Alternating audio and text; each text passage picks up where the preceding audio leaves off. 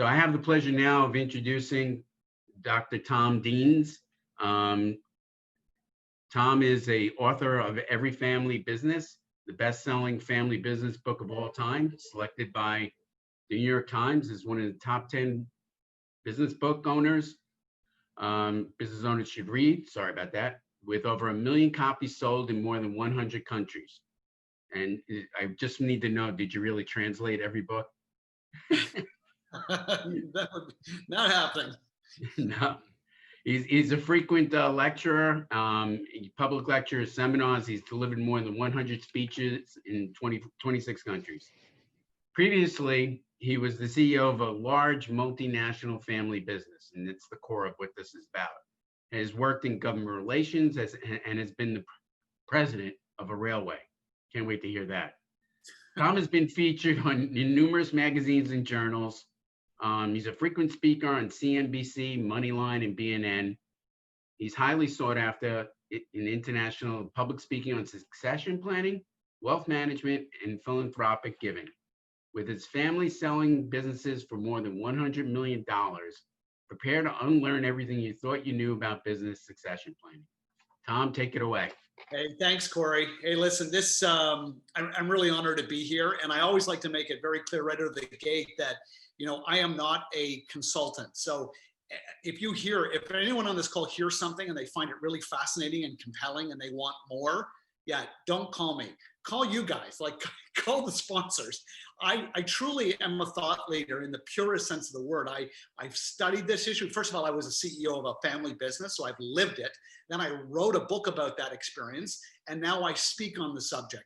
And that lack of being a consultant really frees me to challenge a lot of conventional wisdom in this subject area. When you hear my message, you're going to understand why I'm not a consultant, because often what I'm preaching is really counterintuitive and actually hard for business owners to hear. Some of them don't like my message. It's a difficult message to consume. So let's dive right in. First of all, the vast majority of firms in America are family owned and controlled. 90% of firms in America are family owned and controlled. And the vast majority of those folks are reading the literature on the subject of transitioning family businesses. And that literature is very clear. It says that we measure the success of family firms, enterprises, by the number of generations that they successfully transition to. Like a third generation family business, clearly more successful than a second clearly more successful than a third. In other words, we're not measuring the success of family wealth in terms of dollars and cents. We're measuring it in terms of generation. Old is good. Old dynastic family businesses is a kind of like public acknowledgement of intergenerational success, family business success. And I come along 12 years ago and write a book and says, what are you doing? What are you talking about? The way that you measure financial success is in dollars and cents, not in generations, not in years in business. And so I wrote that book. And that little book found a place in, I think, the hearts and minds of business owners. The reason why it has sold so many copies is because I think business owners have been waiting all their life for this message, for someone to walk through the door like myself and say, listen, dude, it's not your job to build a business that lives beyond your own life. Your job is to make money. And if your family doesn't want to risk their capital to purchase your business at full market value, well, then I am giving you permission to sell it, because your business is not a legacy. And I can tell you, having delivered 1,000 speeches in conventions all around the world, auto dealers, funeral homes, restaurant associations, they all have conventions. When I deliver this message and I'm looking out at an audience of business owners, especially founders, they're sitting there and they're crushed by this idea. And then there's that moment in that room where all of a sudden that sense of relief, when a business owner understands that their job is to not only scale a business, but actually get out of that business, to monetize it, because that's where the vast majority of entrepreneurs and founders store their wealth. They don't, I know this personally. I watched my great-grandfather, my grandfather, my father, they all started businesses, they all scaled businesses. And when they made money, they didn't pull it out and buy Porsches. You know what they did? And entrepreneurs are guilty of this. We take our profits, we pump it back into our business, we fund our own receivables, we fund our own capital expansions, we fund everything ourselves. And why do we do that? Because we love having under leveraged balance sheets. We don't want lenders coming in and telling us how to run our business. And we were the same way. We had, the business that I took over from my father, I ran it 8 years as CEO. We had $1 of retained earnings for every $2 of sales. We used to invite our banker in and slap them around. We used to interview them and send them packing. It was like sport fishing. It was fun. And that is the story of most family businesses, particularly old family businesses that have never taken their cash out of their businesses. This is not a bad strategy that I'm describing when you're in your 20s or 30s. It gets a little bit dubious when you're in your 40s and you've got 80% of your wealth in your operating business. Move into your 60s, your 70s, your 80s, and you've got 80, 90% of your personal net worth wrapped up in one illiquid stock with no exit strategy. That is insanity. And that is what's taking place all around the country. I have spent better part of a decade flying around like an idiot, speaking at conventions, telling business owners, listen, I don't know what's going to come along and take the roof off your business, but that's the way business works. It doesn't come with a big, long advertisement that says, hey, in 18 months, we're going to have a global pandemic. Hey, in 18 months, your largest competitor is going to do a capital raise and be better funded than you and be able to take you out. Hey, there's a disruptive technology coming along. Hey, you've got a couple of employees that are going to leave your business and start a competitive firm. I don't know what happens in business, but there is something brewing always. Change is constant. And I just think this global pandemic has really come along and really amplified that message. And I think it's really amplified in the world of family business. It's amplified all that is truly fantastic about family working shoulder to shoulder, right? It has brought out the best in family relationships. You've got kids that are taking pay cuts, leaning in, doing more, working harder, bringing their energy, their creativity, the next generation of ideas. And sadly, it has also amplified all of the fissures, all the cracks, and all the challenges and stresses that were in that business before this pandemic. It has brought them to the fore, shone a light on them, and turned up the music, and it is scary. The number of family businesses that are failing right now is shocking to a lot of people. It's not shocking to me. There's always been a lot of dysfunction in family businesses. How do we know? Because only 30% pre-pandemic, only 30% of family businesses would survive to the second generation. Like, the failure rate is shocking. It's going to be even higher coming out of this pandemic, even higher. And I think if you look at that 30%, we know that only 10% of the 30% will make it to the third generation. So stated differently, pre-pandemic, if you're a founder and you're listening in, you have a 3% chance of your grandchildren owning and operating your business. They are really long odds. I used to say when we could hop on planes, go to Vegas. Better odds in Vegas than that. And the drinks are free. If you're a business owner, I have a new message for you. No one is going to remember you for your business. It's not your legacy. Let me ask everyone, it's hard because we're muted, but let me ask you notionally who the founder of Coca-Cola is. When I'm doing this live and I've got 500 business owners in front of me, you know what I get? I get crickets. No one knows. No one cares. No one even Googles it. Listen, that's the third most valuable consumer brand, global brand. It is an amazing company. No one knows who the owner is, the founder. No one cares. And so then I cast my eye to, the people in my audience, the guy who has the auto dealership, he's built maybe a good manufacturing business. Your business is not your legacy. Every single business on the planet has a beginning, it has a middle, it has an end. The lawyers on the call will tell you that when you incorporate, you actually create the personality, the person in between you and the liability. That is what a corporation is. And when it's incorporated, we give birth to that company. And everything that is born, ultimately, say it, it dies. It's okay to say it. In fact, when a business owner can actually say that one day my business won't be here, boy, is that a liberating moment.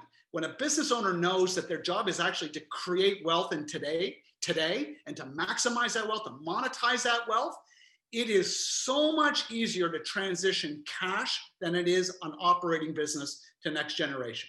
often what we do is we have planning paralysis.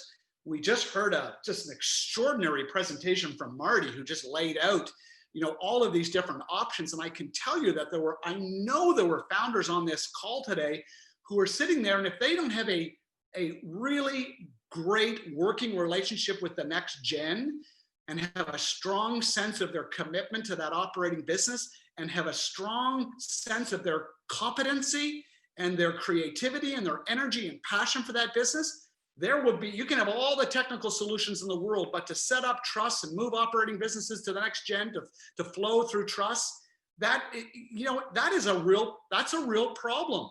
So really what I'm talking about in my book and in my public lectures is all of those technical options that Marty presented they're crucial. But what needs to happen first is a family meeting with your trusted advisor, accountants, guys like Mark, guys in the room that are there to start these conversations and bring transparency and probe the next generation's commitment to that business. That's the only thing that I know. My great-grandfather had a tire distribution business in the 1930s. My grandfather worked in that business with him. He didn't love it. He didn't want to buy it. It was sold and wealth was transitioned. My grandfather took his inheritance. He started a chemical manufacturing business in his garage. That actually grew to be our largest family business. My father worked in that business. He didn't love it. It was sold. That one for over 100 million on its own. My father inherits 1973, starts a plastics company. Beautiful business, grew that business. I joined that business at the tender age of 37, ran that business for 8 years. I was actually buying that business based on the third-party valuation, no discounts for family.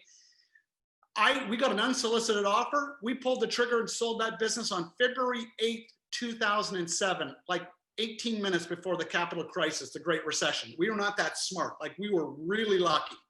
But there it is, 3 businesses. We start them, we grow them, we involve our kids. We never gift our operating businesses to our kids. We ask them to risk their capital to buy it. None of us have. And so we pulled that trigger and we sold it. I have a business now. I have a publishing business. I have 2 kids, 28, 25. In our family meetings, I'll come back to that in a moment. My wife and I asked our kids if they want to risk their capital and buy my publishing business. Guess what they said? Shocking. Nope. This one will be sold too, and we will transition cash. Has anyone met anyone who has received cash at the estate level via trust or just straight through wills, through an inheritance? Have you ever met anyone who has inherited cash and been sad, disappointed? Cash is not only easy to divide, it is the ultimate public acknowledgement and private acknowledgement that cash represents trust and mutual respect and freedom, right? We don't leave cash to people we don't like, and we sure as hell don't leave cash to people we don't trust. It is the expression of deep, repetitive conversations.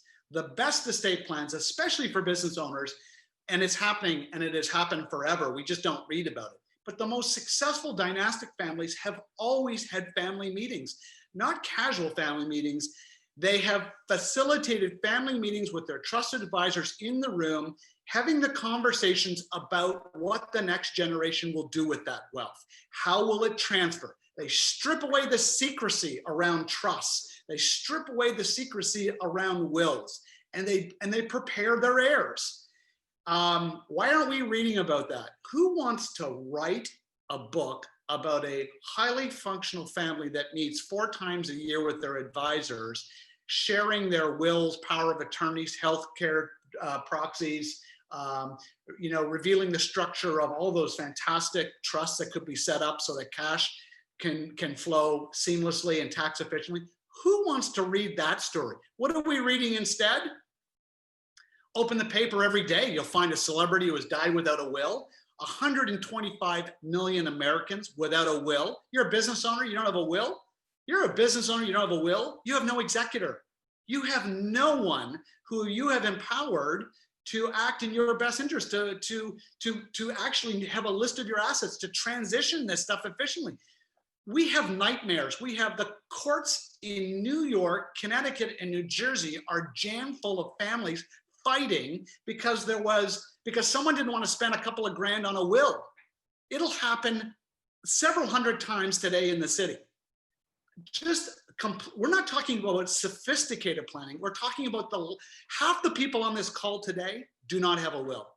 Or if they do have a will, they couldn't find it. It's so old and so badly outdated. Maybe they're doing what Bobby Kennedy did in 1968 when he took that bullet in Los Angeles. Good news is, right, he had a will. Bad news, guess who his executor was? Yeah, his brother, assassinated 5 years earlier, never updated the will. Now, I don't know who was advising the Kennedys, but it sure wasn't Mark Kravitz, because he makes sure that all of his clients have wills and they're updated and they're right. That is part of a good financial plan. We are missing the forest for the trees, right? We need these documents in place. I don't know a single person who has a financial power of attorney who doesn't have a will. We go in for the will, we come out with those 2 bonus documents, right? This is absolutely essential. In our family, I'm 58 years old. I've been to 53 consecutive family meetings with our advisors present. My financial advisor is my parents' advisor. My parents are still alive, 85 and 80. They were my grandparents' advisor, and now they're running our kids' money, 4 generations under administration.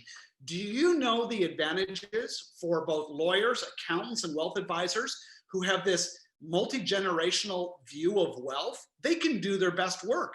What we often find is that people wrap their estate plan in such secrecy that the kids, they find their own lawyer, they find their own account. They don't share these resources, and it's very siloed, it's very staccato. And it's a real lost opportunity, particularly if you listen to Marty's presentation, you look at what might be coming down the road in America in terms of change legislation. This is a crucial time for families to gather and to share their documents. I have a copy of my parents' will. They have a copy of my will. Our kids, when they turn 18, we buy them wills. Now they're very disappointed. They're hoping for cars. We buy them wills, but they're set up. We don't go to the lawyer. We just say, just send the invoice to us. You're 18, you're an adult, and we'll get them started. Your job is to keep that will up to date. We share our documents. We know how things are going to work. We have spent a lot of time on our family mission statement with our advisors present. We have a section of our family meeting that deals with confidentiality so that we can create the conditions for us to share financial information.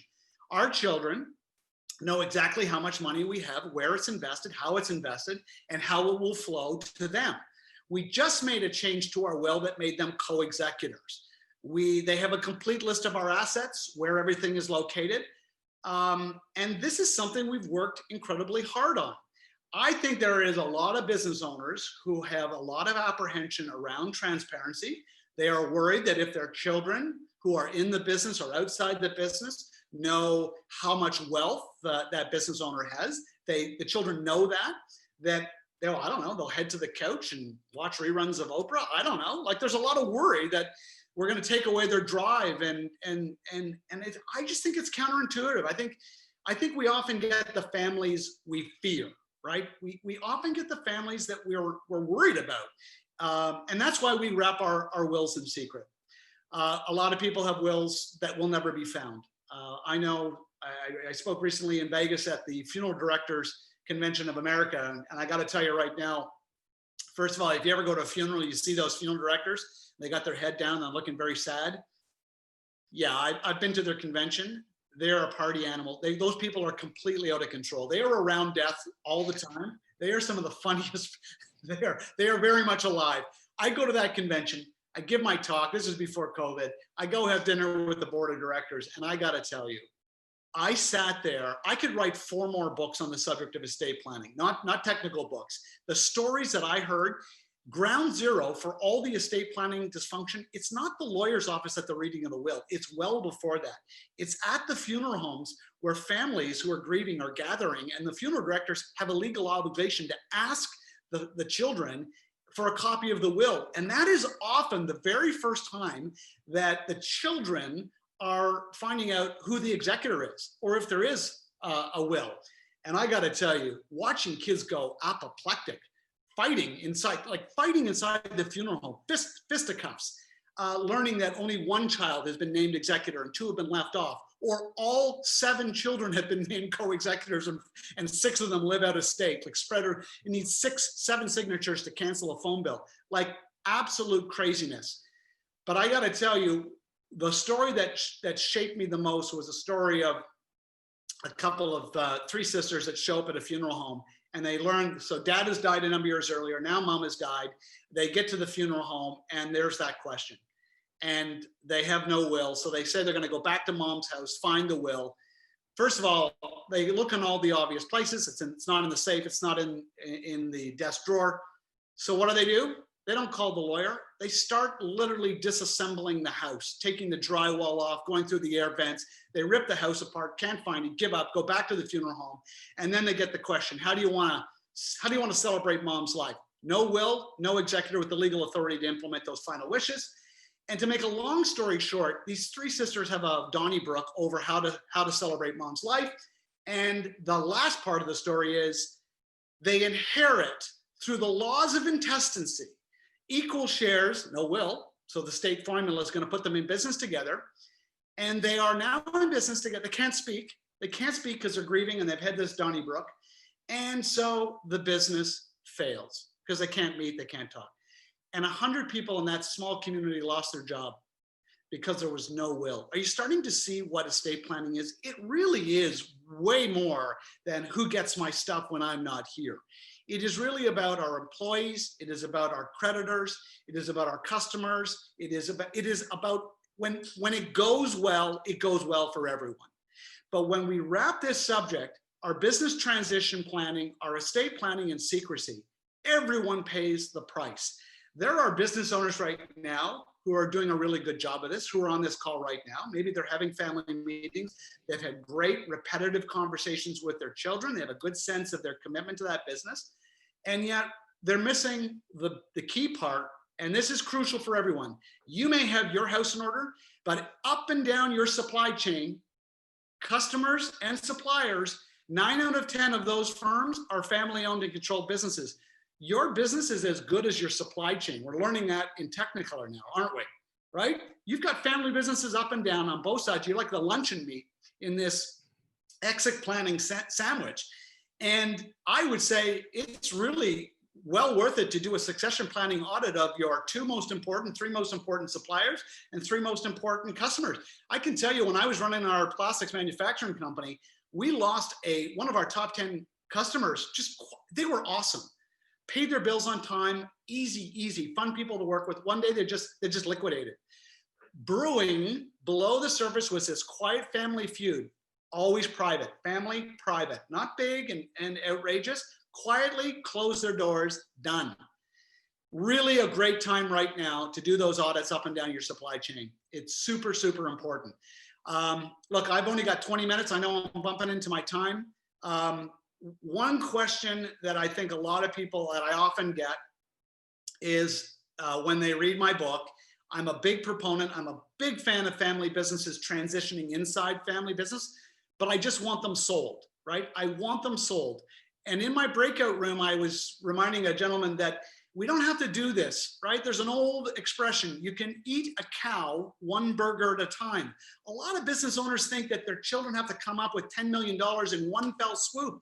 The best succession plans are when a business owner, maybe with 1 or 2 kids, say, look, buy 1 share a year, and I'll issue a dividend, and you can use that dividend along with more borrowed money to buy 2 shares, and then 4, and then 8. The dividend gets bigger. Exponentially, they can work towards control or not. I was doing that. I was well on my way to 50% of voting shares, and we got the unsolicited offer, and we pulled the ripcord and pivoted and sold to a third party. So in our family culture, we always leave that option open. We're always asking the question, in whose hands will this business create more value? In family hands, when we're willing to risk our capital to buy our parents' business, or in someone else's hands? We sold to a strategic. We were number 2 in market share. We sold to number 3, who became the new number 1. And that's why they paid a 10 multiple EBITDA, all cash, no earn-out. Nice. That's what we did. That was our plan. So lots more to talk about. Hopefully you got some questions. Really appreciate the invitation to join you today. A lot of ground to cover, but it was a fun session. Thank you. And great presentation by Marty. Tom, thanks so much. Really appreciate it. That was fantastic. You really had a very, very powerful message.